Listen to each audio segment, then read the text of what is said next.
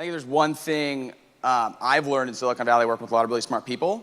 It's that all that matters is speed, like moving really, really, really fast.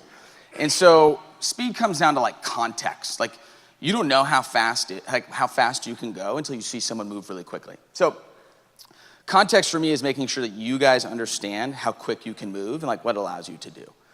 So Amazon, just for context, has about 140 people spending 8 hours a day on conversion rate optimization. It's like CRO. Everyone knows what CRO is? Your startup has like one person doing it part-time.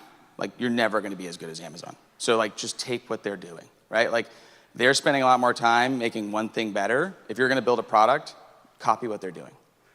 I would say we have a really we feel really prideful in Silicon Valley, not to copy, but does anyone remember like all the pre-Ubers, like the flywheels and such?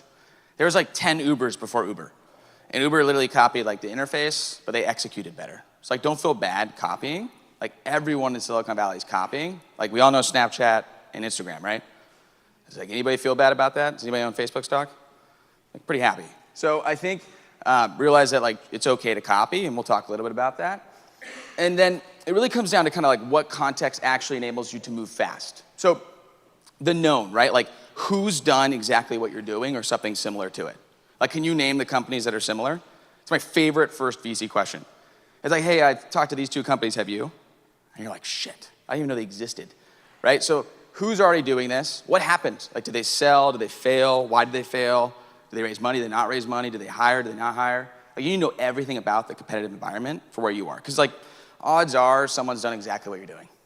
Let's just be honest. Like there's no original ideas. And if you have an original idea, like please let me know. I'd love to invest, but you probably don't. So I think like just realize that LinkedIn's a great tool. So is Crunchbase. Like check out what people are doing. Example, in the first 30 days, I started a company and I called a CEO of a similar company who had sold. And I actually took their VP of marketing and got their whole performance marketing initiative and everything that worked and didn't work over the last 6 years. Cost me, I think, $5,000 for an approaching the market deck. And then when I went out to raise money, people asked me about this same exact company. I literally said their CEO's an advisor, and I know exactly what worked and what didn't work. Pretty powerful, right? 30 days in.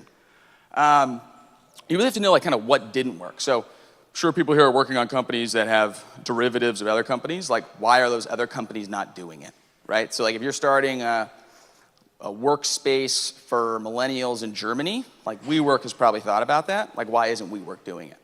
Okay, like, if you can't answer that, that's tough. So I'll gloss over this, but like before you go out and try to raise money, you really need to understand the environment, like who did what they do, when they did it. Okay, that's the key takeaway here. So like why move fast? Who likes saving time? Yeah, okay, not a lot of people, that's fine.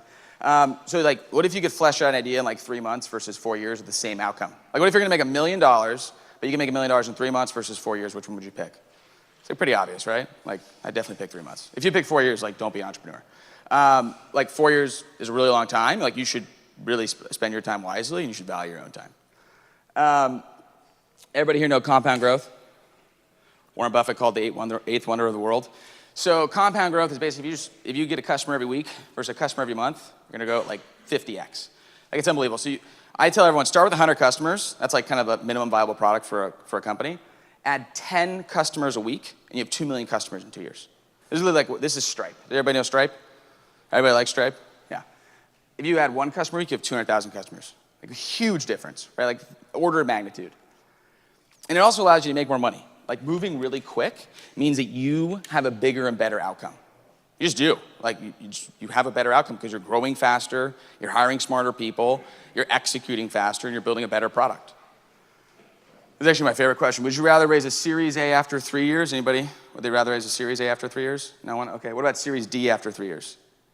A few people would rather raise Series D. And how many people would rather just sell it in 3 years? But no one asked about ownership. What's the cap table? How much do you own? How do you know? This is a trick question. You don't know. What if selling the company in 3 years, you get negative return? What if you owe money on your taxes?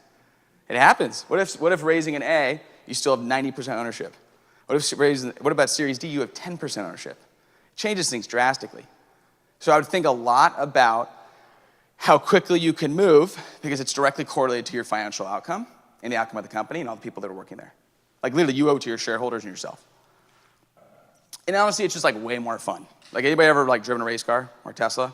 It's like way more fun to go fast. It just is. Like moving fast is really, really delightful.